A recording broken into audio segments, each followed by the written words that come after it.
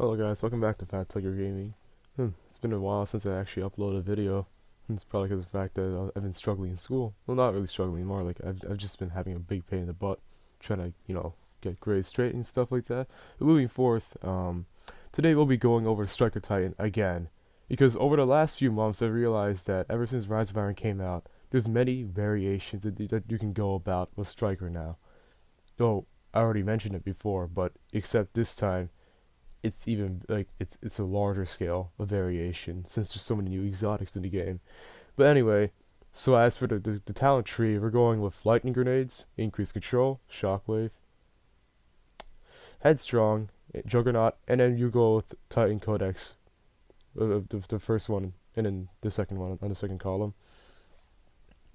So anyway, before we move on, I want to say that wow, Bungie has really outdone themselves. Festival of Cost was an absolute disaster. And speaking of which, I know I didn't do the greatest on my Night Stalker guide. I really didn't put that much effort into it. Although I did try to get as many clips as possible that actually benefited the entire clip. But anyway, if you like today's clip, please actually drop a like. If you want to, subscribe, because I'll be posting more reloaded videos. By the way, I know that it's reloaded because I was watching Matrix recently. Matrix Reloaded. Love Matrix series. You should totally watch it. So anyway, just last weekend, I was playing with my cousin Enderdude, and we're playing with one of our newer clanmates, Happy Face. By the way, we have a PS4 clan set up. It's called Bikini Bottom Mafia. I know what you're about to say. It sounds silly, but it's awesome. But anyway, so what I want to go over again is just the very basics of how to play Striker Titan. Like how to actually manage your lightning grenades, how to actually Titan skate, and why Twilight Garrison is so effective and what it does. Because in the previous guide, I was talking more about armamentarium, yeah, whatever, double lightning grenade, chest. And the thing is, if you use that one chest, I consider it not really much of a crutch. It's more like you're handicapping yourself. You're not really abusing Titan's mobility, because if anything at all, Titans have beautiful amount of mobility. It's like Warlocks, they have ranged melees. That's nice on their aspect. While Titans, they have mobility. And Hunters, they have actual juking capabilities, since they have better control plus Bones of Yao, or they have Shade Step or whatnot. And they have invis and stuff if you're running Blade Dancer. Speaking of which, I might just do a Blade Dancer guide pretty soon. Getting some help with my cousin and stuff, because this entire YouTube channel is basically run by myself, because I'm the actual creator of YouTube channel, but my cousins help out as well over time. But yeah, there's a lot of things you can do with Striker Titan. I really love about, and it's all based off of its major concept of staying mobile. If you're not mobile with Striker Titan, you're not gonna benefit from playing a class. Neither will you even do well with something like Defender Titan or Sunbreaker. And the thing is, I'm not trying to say that Sunbreaker and Defender suck at the moment. Defender is good as hell. If you know how to place your Water Dawn correctly, you can seriously dominate trials. Just the match before this Lighthouse match that I'm showing right now, we came across a Defender Titan, right? And he was consistently landing, he was consistently getting his Water Dawn, and he was completely walling us out, planting his Water Dawn on top of one of our bodies, or two of our bodies. It was annoying as heck, but hey, what can I say? The guy was actually good. He was out-dueling me with his blind perdition and stuff, so I respect that. At least he's good, and he's not cheesing the entire game like it was back in Taken King of Universal Remote and 1000 Yards There. Anyway, ignoring that, I don't want to start a big argument. Well, yeah, there's a lot of factors too, like I said before. One of them being staying mobile. But anyway, about lightning grenades, let's move on to that, since I already mentioned about mobility. Lightning grenades, they're still devastating as heck. I'm glad that Bungie did not touch them, because they actually take they take skills to learn how to actually plant them properly, to a certain extent. Just likewise, Spike Grenade and Trip Mine are the same thing. It's not like a fusion grenade where you can pick it up on the spot and do well immediately with it. That's the only reason why I don't really care that much about the Sunsinger nerfs because of the fact that they have fusion grenades now. I mean, honestly, I still would like to see Sunsinger get buffed, but that's a topic for a later day. I'll also do a revision of the Sunsinger build again, since it's Rise of Iron and there's a lot of new things to talk about. So, about lightning grenades. The goal behind it, like I said before, is just to stick a wall, like stick it against a wall, like I did over there, and really try to wall out certain locations. And with the help of Headstrong, you can easily slide and like run around. And also, Headstrong does kind of affect your Titan skating speed. And before this video's over, I'll definitely go over how to Titan skate. But yeah, like the thing is, the gist of lightning grenades is to stick it against a wall and hopefully wall out something, if nothing at all. Any walling, like if you wall out a location, there's always a positive side to it and a negative side to it.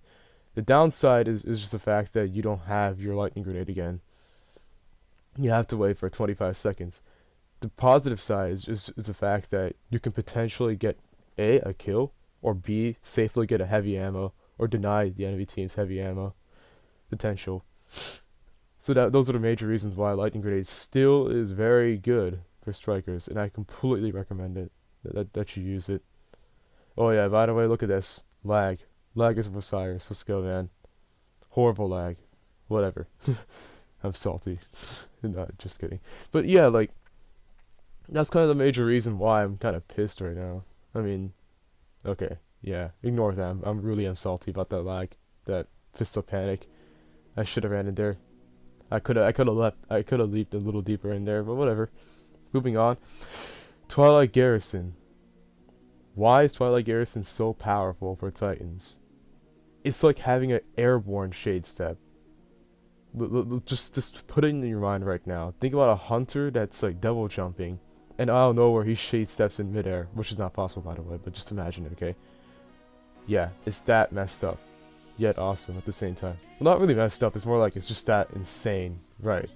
Like you can pull off stunts like that. Like had I not like actually, you know, backed up, like just reared up like right there, I probably would have got myself murdered by double skips, or not double skips, just like the team fire. It's little things like that. It might seem like it's not doing very much, but it does do a lot. Because what you're able to do is you're able to peek through choke places, like chokeholds.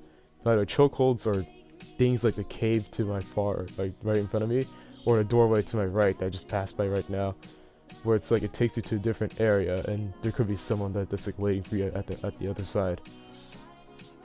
But yeah, you're able to do insane stuff with Twilight Garrison. Giving an example of that, or you can keep on like messing around with the heavy ammo. Another one will be something what I'm about to do over here, which is simply just rearing up like crazy, or simply gaining more distance towards your targets. And another reason why Twilight Garrison is so powerful is just because of the fact that you're able to safely get 3 rocket shells like I did there. Had I not had the 3rd truth shell, I'm pretty sure I would have choked with the shotgun blast, because I choke a lot when it comes down to 1v1s, which kind of sucks. Unless it comes down to like primary duels, and that never really happens these days, right? It's freaking shotgun heaven, whatever. Yeah, so Twilight Garrison has many like positive things about it, like actual pros. One being that you have an airborne dodge. You can do a lot of that airborne dodge, such as like boosting yourself to make yourself go faster with Twilight Garrison, while Titan skating. Second being that you have access to a 3rd rocket shell if you go increase heavy ammo. Now as for the actual thing itself, I highly suggest that you try to re-roll it for intellect discipline, or whatever gives you tier 5 intellect, tier 5 discipline, plus arc armor on it. Because that little little chunk of armor can seriously save the day. Like I've survived. Like I've actually lived from being mapped by the Matador. Sorry, that's a tongue twister. Just because of that little piece of armor being added on. The last but not least, why Headstrong plus Shockwave and Juggernaut? Well, Juggernaut, it's a staple. They kind of hit shoulder charge in a way, so that way it does not become predominant like it was back in Taken King. Well, I mean, shoulder charge was never much of a problem. It's more like if you just had a last word, or like you actually had the common sense to like attack a Titan that's coming straight at you or run away from a Titan that's coming straight at you, then shoulder charge is not going to become a problem. But like, yeah, I mean, once again, it's not that shoulder charge is bad, it's more like it's just weird, it's in a weird position, right? But Juggernaut's a staple. You're able to do crazy stunts, like you're able to charge in a little deeper into enemy's territory and fist the havoc. Headstrong only reinforces that, just by the fact that you're able to like leap further while you're sprinting, and Juggernaut procs while you're sprinting. And on top of that, you have faster sprinting speed, which also impacts your actual Titan skating speed. So, as for Shockwave, it's simply just the extension of your Fist of Havoc in a linear path, which is really awesome if you ask me. So, as for that, that's it for the actual guide itself. Now, I'm gonna go over a little like tips and tricks as in like how to really play it properly. Titan skating is pretty simple. I'm pretty sure there's great guides out there. I know Sir Demetrius has one, and all those other like bigger, like all those larger YouTube channels. They have like insane Titan skating guide, but like I can make a little makeshift right now, being that if you Twilight Garrison, like once you jump once, right? Apex to jump, Twilight Garrison, and just keep tapping X like 3 times, or your jump button 3 times, your jetpacking button, yes, 3 times, and you keep doing it over and over again. By the 3rd jetpack, you should land against the floor, and you keep doing that. That's how you Titan skate properly. But there's better guys out there. Anyway, like I said before, if you like this guide, please leave a like, subscribe in the future, and you'll see more guys.